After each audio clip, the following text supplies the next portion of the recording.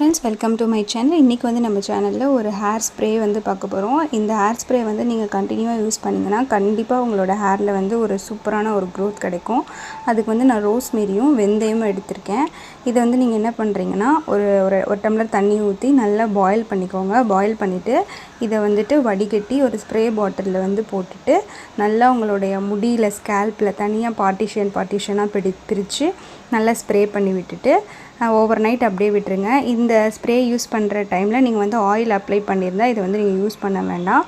கண்டினியூவாக 3 months use பண்ணுங்கள். உங்களுக்கு குட்டி குட்டி பேபி ஹேர்ஸ்லாம் வந்து க்ரோத் ஆகிருக்கும். உங்களுக்கே நேரடியாக விசிபிளாக தெரியும்.